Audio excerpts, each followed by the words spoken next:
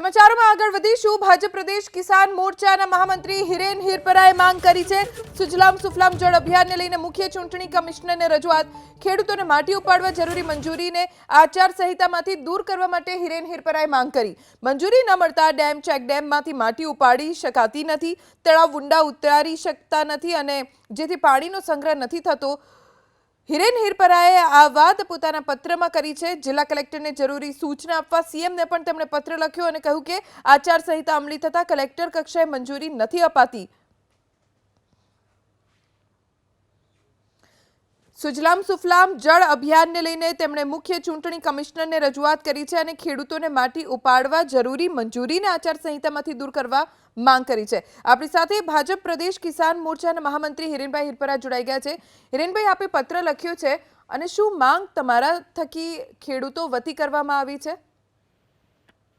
ગુજરાત રાજ્યમાં રાજ્ય સરકાર દ્વારા છેલ્લા 5-6 વર્ષથી ઉનાળામાં એટલે કે માર્ચ મહિનાથી લઈ અને 2-3 મહિના સુધી એ ગુજરાત રાજ્યની અંદર આવેલા ડેમ હોય, ચેકડેમ હોય, તળાવો હોય એમને ઊંડા ઉતારવા માટેનું જળ સંચય અભિયાન સુજલામ સુફલામ અભિયાન ચલાવવામાં આવે છે અને આ અભિયાન અંતર્ગત જે ખેડૂતો છે એ ખેડૂતો આ ડેમ, ચેકડેમ, તળાવમાંથી વિનામૂલ્યે માટી કાપ લઈને એ પોતાના ખેતરની અંદર નાખી શકે અને ખેતરની જમીન ઉપજાઉ બનાવી શકે એ માટેનો પ્રયાસ એ રાજ્ય સરકાર કરતી હોય છે અને એના આધાર ઉપર વિનામૂલ્યે ખેડૂતો એમાંથી માટી પણ ઉપાડતા હોય છે।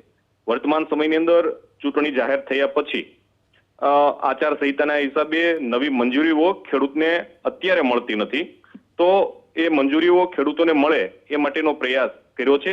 કારણ કે ખેડૂતને રાજ્ય સરકાર વિનામૂલ્યે એટલે કે કોઈ પણ પ્રકારની રોયલ્ટી વિના જ્યારે માટી કાપ ઉપાડવાની મંજૂરી આપતી હોય ત્યારે આ ભગીરથ કાર્ય છે અને ભગીરથ કાર્યની અંદર જળ હશે તો જીવન છે, જળ હશે તો ખેતી શક્ય છે અને જળ છે એનું વધારેમાં વધારે પાણી બચે અને ડેમ ચેકડેમની અંદર વધારે સંગ્રહ થાય એ માટેનો પ્રયાસ જ્યારે ખેડૂતો કરી રહ્યા છે ત્યારે આ બાબત આવકારદાયક છે અને આની અંદર કોઈ આચાર સંહિતાનો ભંગ થતો નથી। પરંતુ મંજૂરીઓ જે અટવાયેલી પડી છે એ બાબતથી લઈ રાજ્યના મુખ્યમંત્રી, અમારા પ્રદેશ ભારતીય જનતા પાર્ટીના યશસ્વી અધ્યક્ષ આદરણીય સી.આર. પાટીલ સાહેબ અને મુખ્ય ચૂંટણી કમિશનર સુધી આ બાબતનું ધ્યાન દોરી અને ગુજરાતના ખેડૂતોને આમાંથી મુક્તિ મળે એ માટેનો પ્રયાસ કર્યો છે।